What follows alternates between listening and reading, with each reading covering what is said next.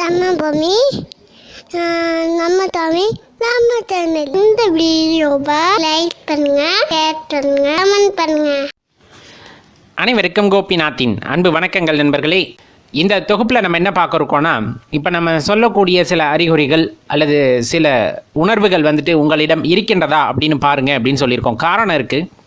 பெரும்பாலும் நம்மளோட ஆழ்மனதோட சக்தி ரொம்ப அதீதமானது. இப்போ நம்ம இறை ஆற்றல், தெய்வ சக்தி, இந்த மாதிரி நிறைய விஷயம் சொல்கிறோம் இல்லைங்களா? அதெல்லாமே புதைந்து கிடக்கின்ற ஒரு இடம் அப்படின்னு சொன்னோம்னா அது நம்முடைய ஆழ்மனது அப்படின்னு சொன்னால் அது மிகையாகாது. அப்படி ஒருவருக்கு அந்த அதீத சக்தியானது கிடைக்கின்றது, அதை அவர்கள் உணர்கிறார்கள். அப்படிங்கும் போது இப்போ நம்ம சொல்லக்கூடிய சில அறிகுறிகள் அவர்களிடம் தென்படும் அப்படிங்கிறத நல்லா தெரிஞ்சுக்கலாம். அதன் பிறகு முறையான பயிற்சிகளின் மூலமாக அதை முறைப்படுத்துவதன் மூலமாக வாழ்க்கையானது மிகவும் ஆனந்தமாக இருக்கும் அப்படின்னா அது மாற்று கருத்து இல்லை. அப்படி என்னெல்லாம் அறிகுறிகள் இருக்கும் அப்படின்னு பார்த்தோன்னா, பெரும்பாலும் ஒரு கனிவு அப்படிங்கிறது நம்மிடம் பிறந்துவிடும். மனதில் அமைதியானது உண்டாகிவிடும். தெய்வ சக்தியை உணர்ந்து கொண்டோம், ஆழ்மனதோட சக்தியை உணர்ந்து கொண்டோம் அப்படிங்கும்போது இது எல்லாமே உண்டாயிடும். அப்போ நம்ம மனதில் ஒரு அமைதி உண்டாவதன் காரணமாக முகமானது மிகவும் சாந்தமாக காணப்படும்.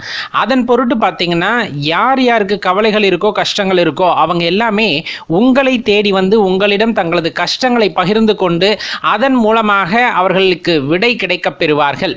நீங்களே அவங்களுக்கு சொல்லுவீங்க, இதை செய்யுங்க அப்படின்ட்டு. கண்டிப்பாக அவங்களுக்கும் அது பலனளிக்கக்கூடியதாக இருக்கும். காரணம், நீங்கள் நிதானமாக செயல்படுற அந்த காரணத்தினால அவங்க வாழ்க்கையிலையும் அது பிரதிபலிக்கும் அப்படிங்கிறத மறந்துட வேண்டாம். ரொம்ப முக்கியமான விஷயம், நீங்கள் ஏதாச்சும் கற்பனை செய்தீர்கள் அப்படின்னா அது அப்படியே நடக்கும். அல்லது நீங்கள் ஏதாச்சும் நினச்சிங்க, நீங்கள் சொல்லும் போது அது அப்படியே நடக்குது அப்படின்னா அதுக்கு காரணம், நீங்கள் உங்களது ஆழ்மனதை முறையான பயிற்சிக்கு உட்படுத்தி விட்டீர்கள், அதை புரிந்து கொண்டீர்கள், அதை திறம்பட செயல்படுத்தக்கூடிய வழியை அறிந்து கொண்டீர்கள் அப்படிங்கிறது தான் உண்மை. ஒரு விஷயத்தை திரும்ப திரும்ப நினைக்கும் போது, நல்ல காரியத்தை நம்ம மனதிற்கு உள்ளீடாக, அதாவது அந்த ஆழ்மனதிற்கு உள்ளீடாக நீங்கள் கொடுக்கும் பொழுது அந்த அற்புத சக்தியானது வெளிப்படுகிறது. அது அந்த பிரபஞ்சத்தோடு தொடர்பு கொண்டு நமக்கு அந்த காரியத்தை செயலாற்றுவதில் வழிகாட்டுவதாக அமைகிறது அப்படின்னா அதில் மாற்றுக்கருத்தில். அதனால தான் சிலர் கற்பனை செய்வது, சிலர் சொல்வது, சிலர் நினைத்து பார்ப்பதெல்லாம் நடக்கக்கூடிய அதிசயங்கள் நிகழும் அப்படின்னா அதில் எந்த மாற்று கருத்துமே இல்லை. இன்னொன்று, நம்ம ஏதாச்சும் குழப்பமாக இருப்போம், அந்த குழப்பத்திற்கான விடையே கிடைக்காது. அப்போ ஏதாவது ஆலயங்களுக்கு செல்கிறோம், இல்லை எங்கேயாச்சும் வெளியே நடந்து போகிறோம் அப்படிங்கும்போது நம்மளுக்கு பக்கத்தில் நடந்து போகிறவங்க அவங்க ஏதோ ஒன்று பேசிகிட்டு இருப்பாங்க, அதன் மூலமாக நம்மளுக்கு விடைகள் கிடைக்கப்பெறும். அல்லது அந்த நேரத்தில் குழப்பமாக இருக்க நேரத்தில் மனதை அமைதியாக வைத்து கொண்டு நம்ம ஏதாவது ஒரு புத்தகத்தை எடுத்து வாசிக்கிறோம், இப்போ தெய்வ புத்தகங்கள் அல்லது மந்திரங்கள் படிக்கின்றோம், இந்த மாதிரி ஏதாவது ஒரு புத்தகத்தை படிக்கும்போது அதன் வாயிலாக உங்களுக்கான விடைகள் கிடைக்கப்பெறும் அப்படிங்கிறத நல்லா தெரிஞ்சுக்கணும். அது இன்னும் ரொம்ப முக்கியமான விஷயம், எல்லா உயிர்களின் மீது பரிவு காட்ட ஆரம்பிப்பீர்கள். இதுக்கு முன்னாடி அந்த ஜீவகாருண்யம் அப்படிங்கிறது உங்கள் வாழ்க்கையில் இல்லாமல் இருந்தாலும் எப்போ நீங்கள் தெய்வ சக்தியை உணர்ந்து கொள்கிறீர்களோ அந்த நிமிடம் முதல், அல்லது அந்த தெய்வ சக்தியை உங்களுள் பெற்றுவிட்ட பின்னர் நம்ம ஜீவகாருண்யம் அப்படிங்கிற ஒரு விஷயத்துக்கு போயிடுவோம். எந்த ஒரு உயிரினத்தை பார்த்தாலும் கடவுளாக பார்க்கக்கூடிய தன்மையானது உங்களுக்குள் வந்திருக்கும். அப்படி வந்துருச்சு அப்படிங்கும் போதே கண்டிப்பாக அது ஒரு அற்புத நிலையை நீங்கள் அடைந்து விட்டீர்கள் அப்படின்னா அது மிகையாகாது. அதே போல் சில பேருக்கு பார்த்தீங்கன்னா அதிகாலை அப்படின்னு சொல்லக்கூடிய அந்த பிரம்ம முகூர்த்த நேரம் அப்படின்னு சொல்லக்கூடியது ரொம்பவே விசித்திரமான சில உணர்வுகள் அவர்களுக்கு ஏற்படும். அந்த 3லேருந்து ஒரு 4:30 மணிக்குள்ளெல்லாம் பார்த்தீங்க அப்படின்னா அவர்களுக்கு சரியான தூக்கம் வராது, ஒரே உலட்டலாக இருக்கும். நல்லா தான் படுத்து தூங்கியிருப்பாங்க அந்த நேரத்தில். ஏன்னா அவங்க அதிகப்படியான ஆற்றலை அந்த நேரத்தில் உணருவார்கள். அதை அவங்க ரிசீவ் பண்ணணும் அப்படிங்கிறதுக்காக அவங்களுக்கு தூக்கம் கலைஞ்சிடும். அந்த நேரத்தில் எந்திரிச்சு உட்கார்றது, நடக்கிறது, இந்த மாதிரியே இருப்பாங்க. அதெல்லாம் சில அதீத ஆற்றல்கள் அவங்களுக்கு கிடைக்கப்பெறும் அப்படின்னா அதுவும் மிகையா. ரொம்ப முக்கியமாக இந்த விழிப்புணர்வு நிலை அப்படிங்கிறது கிடச்சிடும். தெய்வசக்தி அதிகமாகுது அல்லது நீங்கள் உணர்கிறீர்கள் அப்படிங்கும்போது உங்களுக்குள்ள அந்த விழிப்புணர்வையானது ஏற்பட்டுவிடும். அது என்ன, 6வது அறிவு அப்படிங்கிறது செயல்படும். 6வது அறிவுன்னா என்ன, நம்மளுக்கு தெரியும், அது பகுத்தறிவு அப்படின்னு சொல்லி நம்மளுக்கு பழக்கப்படுத்தியிருக்காங்க. உண்மையான ஒரு விஷயம், நிகழ்காலத்தில் நடப்பதை புரிந்து கொண்டு அதற்கு தகுந்தாற் போல மிகவும் தெளிவான மனதுடன் அடுத்த கட்டத்தை எட்டி வைப்பது அல்லது எடுத்து வைப்பது அப்படிங்கிறது ஆறாவது அறிவு அப்படின்னு நம்ம சொல்ல முடியும். நன்மை தீமைகளை ஆராய்ந்து அதற்கு தகுந்தாற் போல முடிவு எடுப்பது, எடுத்தோம் கவுத்தோன்னு வந்துட்டு பண்ண மாட்டாங்க. அப்போ அந்த ஆறாவது அறிவு செயல்படுவது எப்போ அப்படின்னா, ஆழ் மனதில் இருக்கக்கூடிய எண்ணங்கள் நல்ல எண்ணங்களாக இருந்து உங்களுக்குள் தெய்வ சக்தி அதிகமாகிறது, அந்த தெய்வ உணர்வு அதிகமாகிறது. அப்படிங்கும்போது ஆறாவது அறிவு நன்கு செயல்படும். அப்போ செயல்படுது அப்படிங்கும்போது எந்த ஒரு காரியத்திலும் இருக்கக்கூடிய நன்மை தீமைகளை ஆராய்ந்து அதற்கு ஏத்தாற் போல நமது முடிவுகள் இருக்கும். நிகழ்காலத்தில் மட்டுமே நம் வாழ்க்கையானது இருக்கும். கடந்த காலத்திற்கும் செல்ல மாட்டோம், எதிர்காலத்தை பற்றி கவலையும் பட மாட்டோம். அப்படி ஒரு உணர்வு அங்கே தோன்றும். இன்னும் ரொம்ப முக்கியமான விஷயம், சில பேர் ஆழ்நிலை தியானத்திற்கு செல்லும் பொழுது சொல்ல முடியாத சில இன்பங்களை உள்ளூர அனுபவிப்பார்கள். அதெல்லாம் ஆன்மீகத்தோட உச்சகட்டம் அப்படின்னு சொன்னால் அது மிகையாகாது நண்பர்களே. இப்படிப்பட்ட அறிகுறிகளில் ஏதேனும் ஒன்றிரண்டு இருக்கிறது அப்படின்னா நம்ம இப்போ ஆன்மீகத்துக்குள்ளே சென்று கொண்டிருக்கின்றோம், சரியான பாதையில் தான் செல்கிறோம் என்று தெரிந்து மேலும் அதற்கான அடியை எடுத்து வைக்கும் பொழுது, இன்னும் மேலும் உங்களை மெருகூட்டி கொண்டு அடுத்த அடியை எடுத்து வைக்கும் போது கண்டிப்பாக பார்த்தீங்க அப்படின்னா வாழ்க்கையில் ஒரு சந்தோஷமான நிலை, ஆனந்தமான நிலையானது உங்களுக்கு ஏற்படும். இல்லாமல் அந்த இறைவனின் அருளால் அப்படின்னு கூறிக்கொண்டு, ஒரு பொருளாக இருக்கட்டும் அது எங்கிருந்து வந்ததோ அங்கே திரும்பி செல்ல வேண்டும், அதுதான் நியதி. இது எல்லாத்துக்குமே பொருத்தமானது தான். கொஞ்சம் கொஞ்சமாக யோசித்து பார்த்திங்கன்னா எல்லாமே புரிய வந்துடும். உதாரணத்துக்கு ஒரு விஷயத்தை எடுத்துக்கலாம். நம்ம கண்ணு முன்னாடி நடக்கக்கூடிய ஒரு விஷயம் அறிவியல் பூர்வமாக எல்லாருமே அறிந்து கொண்டதும் கூட. இப்போ கடல் நீர் இருக்குது, சமுத்திரம் இந்த எல்லா இடத்துலையும் பரவி காணப்படுகிறது. அது ஆவியாகி மேகமாக மாறி அது நிலப்பரப்பில் மழையாக பொழிகிறது. ஒவ்வொரு இடத்துல பெய்யும் போது அந்த நீர் தேங்குவதற்கேற்ப பார்த்திங்கன்னா பல பெயர்களில் வழங்கப்பட்டாலும் அது திரும்பவும் எங்கே தான் போய் சேருது அப்படின்னு பார்த்தா கடலுக்கு தான் போய் சேரும். அந்த நீர் எல்லாமே எங்கே தான் போய் சேருது, கடலுக்கு தான் போய் சேருது. அப்போ இந்த பிரபஞ்சத்தில் படைக்கப்பட்ட ஜீவன்கள் எல்லாமே தன்னோட வேலையை முடித்து கொண்டு எங்கே தான் போயாக வேண்டும் அப்படின்னா, எங்கிருந்து வந்தோமோ அங்கு தான் சென்றாக வேண்டும். எங்கிருந்து வந்திருப்போம் அப்படின்னா சிருஷ்டிகர்த்தாவிடமிருந்து வந்திருப்போம், திருப்பியும் அவரைத்தான் போய் சென்றடைய வேண்டும். அதுதான் நம்மளோட இலக்கு. அப்போ இந்த கர்மா அப்படிங்கிற ஒரு விஷயமானது நம்மை திரும்பவும் இங்கே இருக்க செய்து விடுகிறது அப்படிங்கிறது உங்களுக்கு நல்லாவே தெரிஞ்சிருக்கும். நம்ம செய்த பாவ புண்ணியங்களுக்கு ஏற்ப, செய்த நல்வினை தீவினைக்கு ஏற்ப நமக்கு மறுபிறப்பு அப்படிங்கிறது திரும்ப திரும்ப கிடைக்கிறது. அப்போ எப்படி நம்ம திரும்பி அதே இடத்துக்கு போக முடியும் அப்படிங்கிறத பார்த்தோன்னா, எப்போவுமே ஒரே ஒரு விஷயம், ஒரு தெளிவான இடம் இருக்கிறது, தண்ணீர் தெளிவாக இருக்கிறது அப்படின்னா அதுக்குள்ளே இருக்கக்கூடிய பொருட்களை எளிதாக இனம் கண்டு கொள்ள முடியும். அதே போல தான் மனதானது சுத்தமாகவும் தெளிவாகவும் இருக்கும்போது இறைவனை சென்றடைவதற்கான வழிவகைகள் அங்கே தெரிய ஆரம்பிக்கும். அப்போ இப்போ நம்ம மனசு சுத்தமாக இல்லையா அப்படின்னா, சுத்தமாக இல்லைன்னா என்ன, அசுத்தமாக இருக்குன்னா கரை படிஞ்சிருக்கு அப்படிங்கிறத விட இந்த கோபம், குரோதம், காமம், இன்னும் சொல்லப்போனால் மதம், ஆச்சரியம், இந்த மாதிரி சொல்லக்கூடிய விஷயங்களால் அது கலங்கப்பட்டிருக்கு. அந்த கலங்கப்பட்டிருக்க மனசை தெளிவடையணும் அப்படின்னா இது எல்லா விஷயங்களையும் மாயை அப்படிங்கிற விஷயத்தை நாம் தெரிந்து கொண்டால் மட்டும்தான் அதிலிருந்து படிப்படியாக விலகி நிற்க முடியும். ஏன்னா உடனே எல்லா விஷயங்களிலும் தவிர்த்து கொள்வது அப்படிங்கிறது ஒரு சாதாரண பிறவி எடுத்த நமக்கு அவ்வளவு சாதாரண விஷயம் அல்ல. அப்போ படிப்படியாக எல்லா விஷயங்களையும் ஒதுக்கி இது எல்லாம் நிரந்தரமல்லன்னு ஒதுக்கி ஒரு குறிப்பிட்ட நிலை வரும்போது அந்த மனதானது ஒரு தெளிவடைகிறது. இப்போ நம்ம சொன்ன மதம், ஆச்சரியமாகட்டும், நிறைய விஷயங்கள், காமம், குரோதம், லோபம், இந்த மாதிரி எல்லா விஷயங்களிலிருந்தும் நம்மை விடுபடுத்தி தனியே நின்று பார்க்கும் பொழுது மனம் தெளிவடைகிறது. அந்த தெளிவான மனதின் மூலமாகத்தான் இறைவனை நம்மால் உணர்ந்து கொள்ள முடியும். அவர் யார் என்பதை உணர்ந்து கொள்ள முடியும். அவருடன் மீண்டும் சேர்வதற்கு என்ன வழி என்பதை தெரிந்து கொள்ள முடியும். இப்படிப்பட்ட குரு உங்கள் வாழ்க்கையில் கிடைத்திருக்கிறாரா அப்படிங்கிறத பாருங்கள். அப்படி இருக்கும் பட்சத்தில் நீங்கள் ரொம்பவே கொடுப்பனைசாலி அப்படிங்கிறதையும் தெரிந்து கொள்ளுங்கள். அனைவருக்கும் கோபிநாத்தின் அன்பு வணக்கங்கள் நண்பர்களே. இந்த பதிவு ரொம்ப சிறிய பதிவு, ஆனால் உங்கள் வாழ்க்கையில் ஒரு பெரிய அர்த்தத்தை கொடுக்கக்கூடிய பதிவு. அதனால் முழுமையாக பார்த்துட்டு உங்கள் நண்பர்களோட மறக்காமல் பகிர்ந்துக்குங்க. அதுலேயும் ஆன்மீகத்தால் இரண்டரை கலந்திருக்கக்கூடிய நண்பர்களோட மறக்காமல் பகிர்ந்துக்குங்க.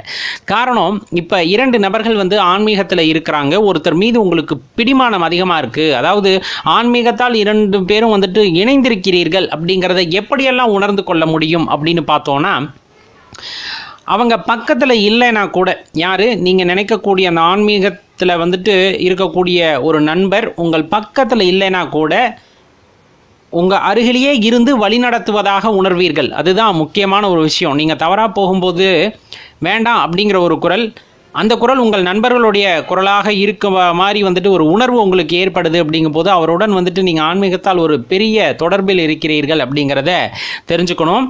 அவங்க பக்கத்தில் இருக்கும்போது நீங்கள் ஒரு பாதுகாப்பை உணர்வீங்க, ஒரு ஆன்மீக விழிப்புணர்வை உணர்வீங்க. அதே போல் ஒரு நம்பிக்கை, அவருடன் இருக்கும்போது எனக்கு எல்லாமே வந்துட்டு உலகமே வந்துட்டு ஒரு வியப்பாக தெரிகிறது அப்படிங்கிற மாதிரியும், ஒரு அதீத பாதுகாப்பு உணர்வு அவர்களிடம் இருந்து கிடைக்கிறது அப்படிங்கிற மாதிரியான எண்ணம் வருது. அப்படிங்கும்போது அந்த குருவோ அல்லது அந்த நண்பரோ உங்களுடன் ஆன்மீகத்தால் இரண்டரை கலந்திருக்கிறார்கள், இரண்டு பேத்துக்கும் அந்த ஒரு கனெக்ஷன் எப்பவுமே இருக்கும் அப்படிங்கிறத தெரிஞ்சுக்கணும். உள்ளுணர்வால் வந்துட்டு பிணைப்பு ஏற்படும். உள்ளுணர்வு அப்படிங்கிறத சாதாரணமாக நினச்சிடாதீங்க.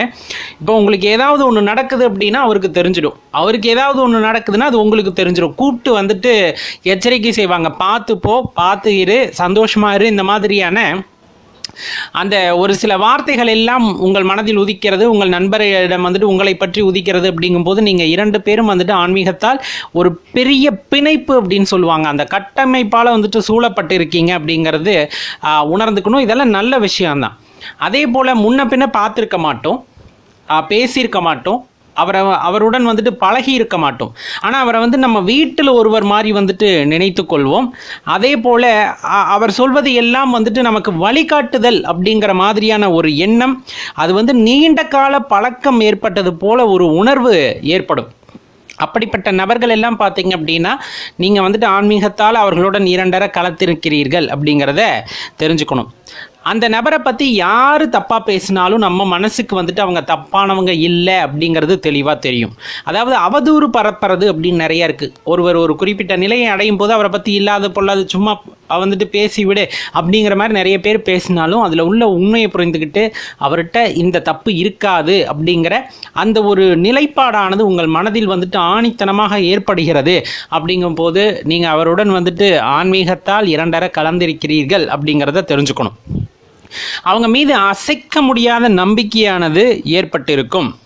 அவர்கள் மீது அசைக்க முடியாத நம்பிக்கையானது ஏற்பட்டிருக்கும். உங்கள் வாழ்க்கையில் ஒவ்வொரு தருணத்தையும் அவர்கள் கண்காணிப்பார்கள், உங்களுக்காக பிரார்த்தனை செய்து கொள்வார்கள், உங்களுக்காக உங்கள் வாழ்க்கையை வந்துட்டு வழிநடத்தக்கூடிய நபர்களாக அவர்கள் இருப்பார்கள்.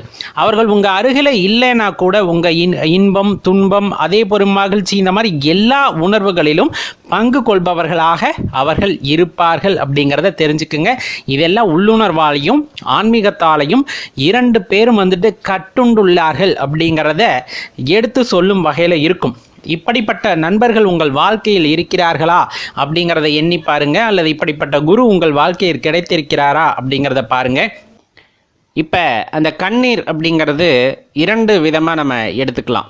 ஒன்று துயரத்தில் வருவது, இன்னொன்று ஆனந்தத்தில் வருவது. ரெண்டுக்குமே வித்தியாசம் உண்டு, உங்களுக்கு நல்லா தெரிஞ்சிருக்கும். இப்போ கோவிலுக்கு போகிறோம், சாமியை பார்க்குறோம், பார்த்ததுமே அழுக வருது. அந்த இடத்துல கொஞ்சம் யோசிச்சு பாருங்களேன். அதாவது ஆற்றாமையின் வெளிப்பாடாக கண்ணீர் சில நேரத்தில் வரும். ஆற்றாமைனா என்னால் முடியலை, வாழ்க்கையில் ரொம்ப கஷ்டத்தை அனுபவிச்சிட்டேன், என்னால் முடியலை, இதுக்கு மேலே நீ தான் பார்த்துக்கணும் அப்படின்னு அந்த சரணாகதி ஆகும்போது வருகின்ற கண்ணீர் அப்படிங்கிறது வேற. அது பார்த்திங்கன்னா அழுது தீர்க்கிறது அப்படின்னு நம்ம சொல்லுவோம். என்னோடய கஷ்டத்தையெல்லாம் நான் எப்படி உங்ககிட்ட காமிக்க முடியும், இந்த கண்ணீர் வழியாகத்தான் உனக்கு நான் காட்ட முடியும் அப்படிங்கிறனால அவரை பார்த்ததுமே ஒரு ஆற்றாமையின் காரணமாக என்னால் இந்த கஷ்டத்துலேருந்து வெளியே வர முடியலையே, உன்னால் மட்டும்தானே இந்த கஷ்டத்துலேருந்து என்னை வெளியே கொண்டு வர முடியும், நீ பாட்டுக்கு இவ்வளோ அமைதியாக இருக்க அப்படிங்கிற ஒரு எண்ணத்தின் காரணமாக நம் வழிபடுகின்ற இறைவனை பார்த்ததுமே வந்துட்டு நம்மளுக்கு கண்ணில் தண்ணீர் வரும். இது ஒரு வகை. இது தவறா அப்படின்னு கேட்டால் கிடையாது. இப்போ நம்மளுக்கு பிடிச்சவங்க கிட்ட, நம்ம உரிமையானவங்க கிட்ட தானே நம்ம போய் அழுக முடியும். கண்ணீர் எல்லா இடத்துலையும் வந்துடாது. நல்லா யோசிச்சு பாருங்க. கண்ணீர், உண்மையான அந்த கண்ணீர், துன்பத்தை வெளிப்படுத்துகின்ற கண்ணீர் வந்து எல்லாத்துக்கு முன்னாடி நம்ம அழுக மாட்டோம், வைராகியமாக இருப்போம். நமக்கு பிடித்தவர்கள், நமக்கு ஒரு உரிமை உள்ளவர்களை பார்த்தா தான் அவங்கக்கிட்ட சொல்லி அழுகணும் அப்படிங்கிற அந்த ஒரு எண்ணமானது வரும். அப்படித்தான் நம் இறைவனையும் பார்க்கின்றோம். நம்ம ரகசியங்களை, நம் மனதில் உள்ள துன்பங்களை சொல்வதற்கு ஒரு நம்பகத்தன்மை உள்ள ஆள் அப்படின்னு பார்த்தோம் அப்படின்னா, அல்லது அந்த கடவுளை வந்துட்டு நம்பகத்தன்மையான நபராக பார்ப்பதால் தான் நீங்கள் அந்த இறைவனை பார்த்ததுமே அழுகை வருகிறது. இதே இன்னொரு வகையில் ஆனந்தத்தின் வெளிப்பாடாக வருவது. ஆனந்தம்னா பார்த்ததுமே ஒரு சந்தோஷம் வரும் இல்லையா, அந்த சந்தோஷத்தின் வெளிப்பாடாக கண்ணீர் வருவது. அதுக்கு வாய்ப்பு இருக்கா அப்படின்னா கண்டிப்பாக இருக்குங்க. இப்போ இந்த ஆனந்தத்தின் வெளிப்பாடு, ஆனந்த கண்ணீர் அப்படிங்கிறத நீங்கள் கடவுளை விட்டுட்டு நம்ம இயல்பான வாழ்க்கைக்கு வந்து பாருங்களேன். நம்ம ரொம்ப எதிர்பார்த்த ஒரு விஷயம் நமக்கு நடக்கும்போது கண்டிப்பாக அந்த கண்ணீர் நம்மை மீறி வரும். நான் நினைத்தது நடந்து விட்டது, ரொம்ப உச்சகட்டமாக நீங்கள் நினச்ச ஒரு விஷயம் வந்து நடந்துருச்சு, உங்களை மீறி அந்த கண்ணீர் வரும். அதே போல் ஒரு நபரை நீங்கள் ரொம்ப எதிர்பார்த்துக்கிட்டு இருக்கீங்க, அந்த எதிர்பார்த்த நபர் உங்கள் கண்ணு முன்னாடி திடீர்னு வந்து நிற்கிறார் அப்படிங்கும்போது உங்களை மீறி ஒரு அழுகை, அது அந்த ஆனந்த கண்ணீராக வெளிவரும். அதே போல தான் ஆலயத்துக்கு நம்ம போகிறோம், இறைவனோட தரிசனத்துக்காக ஆலயத்துக்கு போகிறோம். அந்த ஆலயத்தில் போனதுமே அந்த தரிசனமும் கிட்டுகிறது. அங்கே இருக்கக்கூடிய இறை சக்தி, அந்த சூட்சமம் அப்படின்னு சொல்லக்கூடியது, நம்ம அதை வந்துட்டு என்ன சொல்கிறாங்கன்னா இப்போ எனர்ஜி அப்படின்ட்டு சொல்கிறாங்க இல்லைங்களா, அதை நாங்கள் எப்படி சொன்னாலும் சரி, நீங்கள் அந்த இறை ஆற்றலை உங்களால் உணர முடிகிறது. அந்த இறையாற்றலை உங்களால் உணர முடிகிறது அப்படிங்கும்போது அது உடலில் ஒரு சிலிர்ப்புத்தன்மையை உண்டாக்கும். அந்த சிலிர்ப்புத்தன்மையோடு சேர்ந்து ஒரு ஆனந்தமானது உங்களுக்குள்ளே ஏற்படும். அந்த பரவச நிலை ஏற்படும் பொழுது உங்களை அறியாமல் கடைக்கண்களில் நீர் வரும். அந்த ஒரு ஆனந்தத்தின் வெளிப்பாடாக ஆனந்த கண்ணீரானது வெளிப்படும். இது எப்படின்னா, உணர்ந்து கொள்ளும் போது தான் எனக்கு உரிமையானவனை நான் பார்த்து விட்டேன், நான் எதிர்பார்த்த அந்த நபரை பார்த்து விட்டேன் அப்படிங்கும்போது வருகின்ற இயல்பான கண்ணீரானது இறைவனின் மீது நீங்கள் அதீத பற்று வைத்திருக்கிறீர்கள், அவர்களை சரணாகதி அடைந்திருக்கிறீர்கள். அப்படிங்கும்போது இறைவனை பார்க்கும் பொழுது, அவரை உள்ளார உணர்ந்து கொள்ளும் போது நீங்கள் போகும்போதே அவரை பார்க்கும்போது ஐயா அப்படின்னு சொல்கிற அந்த நிமிடம், அம்மா அப்படின்னு கூப்பிட்ற அந்த நிமிடம், உங்கள் வாயிலிருந்து வார்த்தை வருகிறதோ இல்லையோ, கண்ணிலிருந்து நீர் அருவியாக கொட்டி அந்த உடல் முழுவதும் நனைகிறதுனா உங்களோட அன்பு அந்த இடத்துல தூய்மையானதாக இருக்கிறது அப்படிங்கிறத தெரிஞ்சுக்கணும். அதெல்லாம் கொடுத்தற்கு அரிய அல்லது கிடைத்தற்கு அரிய வரம் அப்படின்னு சொல்லலாம். இறைவனை பார்த்ததுமே அப்படி கண்ணீர் மல்கி நிற்றல், காதலாகி கசிந்து கண்ணீர் மல்கி அப்படின்னு சொல்லுவாங்க. அப்படி அந்த கண்ணீர் அப்படி பெருகும் கண்ணில். அப்படி அந்த கண்ணீர் பெருக்கத்தோடு இறைவனை பார்க்கும்போது வேண்டதுக்கு ஒன்றுமே இருக்காது. உன்னை பார்த்துட்டேன், உன்னை உணர்ந்துட்டேன், இதுக்கு மேலே உன்ட்ட என்ன கேட்கணும்? உன்னை பார்த்துட்டேன், உணர்ந்துட்டேன், உன்ட்ட என்ன கேட்கணும்? அப்போ தான் அந்த இறைவனுக்கும் நமக்குமான அந்த பிணைப்பானது அதிகமாக இருக்கிறது அப்படிங்கிறத உணர்ந்துக்க முடியும். இல்லை சாதாரணமாக கோவிலுக்கு போகிறோம், எல்லாத்து கண்ணிலையும் தண்ணி வருதா? எல்லாம் ஏதோ ஒரு காரணமாக கோயிலுக்கு போகிறாங்க, வேண்டுறாங்க, அவங்க கண்ணிலெல்லாம் தண்ணி வராது. இறைவனை தனக்கானவன் என்று யார் ஒருவர் நினைக்கின்றாரோ, தனக்கு உரிமை உள்ளவன் இறைவன் என்று யார் நினைக்கின்றாரோ, அவரை நினைக்கும் பொழுதே அவர்களது கண்களில் கண்ணீர் வருகிறது என்றால் அவ்வளவு உரிமையானவராக நினைத்திருக்கிறார் என்பது அதன் முதல் பொருள். அப்படிப்பட்டவர்களுக்குத்தான் இறைவனை பார்க்கும் பொழுது ஆனந்தத்தில் கண்ணீர் வரும், ஆனந்தத்தில் கண்ணீர் பெருக்கெடுக்கும். அந்த இறை சக்தியை தன்னுள் உணரும் போது, தனக்குள் இருக்கின்ற அந்த இறை சக்தி வெளிப்படும் போதுதான் ஆனந்த கண்ணீரானது அங்கு வெளிப்படும் அப்படிங்கிறத மறுப்பதற்கில்லை நண்பர்களே. உங்கள் வாழ்க்கையில் இந்த மாதிரி அனுபவம் நிறைய நடந்திருக்கும். அந்த மாதிரி இருக்கின்ற நிகழ்வுகளை எல்லாம் நீங்கள் நினைத்து பார்க்கும் பொழுது இப்பொழுதும் கண்ணீர் வரும். இந்த கோயிலுக்கு போய் இறைவனை பார்த்த அந்த வினாடியே வந்து என் கண்களில் தண்ணி வர ஆரம்பித்தது, ஆனந்தத்தின் வெளிப்பாடாக அப்படின்னு ஒரு சாராக இருக்கும். இன்னொரு சாரார் பார்த்திங்கன்னா, என் மனசில் நிறைய கஷ்டங்கள் இருந்தது, என் மனதில் வந்துட்டு நிறைய துன்பங்கள் இருந்தது. நான் போய் இறைவன் முன்னாடி உட்கார்ந்து அழுது கதறி, எல்லாம் முன்னால் தான், நீ தான் பார்த்து கொள்ள வேண்டும் என்று சொல்லிவிட்டு அழுதுவிட்டு வந்தேன். வந்ததுமே எனக்கு அதற்கு விடை கிடைத்தது. காரணம், எப்போவுமே அம்மா முன்னாடியோ அப்பா முன்னாடியோ நம்ம போய் கலங்கி நின்னோன்னா, பாசம் வைத்த அம்மாவும் அப்பாவும் பிள்ளை கலங்குவதை பார்த்துட்டு சும்மா இருக்க மாட்டாங்க. அவங்களால என்ன முடியுமோ அதை பண்ணுவாங்க. அந்த துன்பத்திலிருந்து என் பிள்ளையை மீட்டெடுக்க வேண்டும்னு ஒரு தாய் தந்தையர் நினைத்து விட்டால் எந்த அளவுக்கு வேண்டுமானாலும் செல்வார்கள். அதே போல தான் நீங்கள் துன்பத்தின் காரணமாக இறைவனின் முன்னால் சென்று அமர்ந்து கண்ணீர் பெருக்கெடுத்து மன்றாடி ஒரு விஷயத்தை சொல்லி கேட்கிறீர்கள். அப்படிங்கும்போது உங்கள் வாழ்க்கையில் அது பெரிய பாதிப்பை உண்டாக்கிவிட்டது, அதனால் நான் அழுகின்றேன், என்னால் இதற்கு மேல் தாங்க முடியாதுன்னு கதறி அழுதுவிட்டு வருகிறீர்கள் என்னும் பொழுது எப்படிப்பட்ட கல் நெஞ்சும் கரையும், இறைவனின் நெஞ்சம் கரையாதா? அந்த வகையில் நம்ம அப்படி போய் அழுகிறோம், நம்மளோட கஷ்டத்தை சொல்லி அழுகிறோம் அப்படிங்கும்போது அந்த வேண்டுதலுக்கு இறைவன் செவி சாய்ப்பார். அந்த வேண்டுதலுக்கு இறைவன் செவி சாய்ப்பார். ஒரே ஒரு விஷயத்தை தெளிவாக தெரிஞ்சுக்குங்க, பேராசையின் காரணமாக வந்த பிரச்சனைகளுக்கு அல்ல, பேராசையின் காரணமாக வந்த பிரச்சனைகளுக்கு அல்ல. நீங்கள் அழ வேண்டும் என்றால் பேராசை இல்லாமல் இருக்க வேண்டும். உலகத்தோடு இணைந்து நீங்கள் செயல்படுபவராக இருக்கும் பொழுது இந்த இயற்கை உங்களுக்கு வேண்டுவதை அள்ளி கொடுக்கும். உங்களுக்கு என்ன பிரச்சனை வந்தாலும் இறைவன் தீர்த்து வைப்பார். ஆனால் உங்கள் மனசில் இருக்கக்கூடாதது இந்த பேராசை அப்படிங்கிற ஒரு விஷயம் மட்டும் எப்பவும் இருக்கக்கூடாது. அதை தெரிஞ்சுக்குங்க. அப்படி இருக்கும்போது நீங்கள் கதறி அழுது உங்களோட வாழ்க்கையில் ஏற்படுகின்ற துன்பத்தை இறைவனிடம் சொல்லி அழும் பொழுது அந்த துன்பத்தை போக்குபவராக இறைவன் அங்கு இருப்பார். உங்களுக்கு ஏற்பட்ட துன்பத்தை போக்குவார். இதுதான் அதில் இருக்கக்கூடிய சூட்சமம். அப்போ சாமியை பார்த்ததுமே கண்ணீர் வருகிறதுனா அது எப்படி வந்தாலும் நன்மைக்கானதே அப்படிங்கிறத மறுப்பதற்கில்லை நண்பர்களே. நன்றி, வணக்கம். விடைபெறுகின்றோம். நன்றி, வணக்கம். நமது சிவபித்தன் சேனலில் பார்த்தீங்க அப்படின்னா குழந்தைகள் வரைந்த இறைவனின் ஓவியங்கள் வந்துட்டு பதிவேற்றம் செய்யப்பட்டுள்ளது. அவர்களே பதிவேற்றம் செய்திருக்கிறார்கள். சென்று பாருங்கள், மிகவும் அருமையான ஓவியங்கள். உங்கள் குழந்தைகளுக்கும் அதுபோல் திறமைகள் இருந்தால் அந்த சிவபித்தன்.com என்ற இணையதளத்தில் வந்துட்டு அந்த குழந்தைகள் வரைந்த படத்தை வந்துட்டு பதிவேற்றம் செய்து கொள்ளுங்கள். நம்ம சேனலோட முந்தைய பதிவுகளை பார்க்குறதுக்கு கீழே வீடியோ டிஸ்கிரிப்ஷனில் அதற்கான லிங்க் எல்லாம் கொடுத்துருக்கோம், போய் பார்த்து மகிழுங்கள்.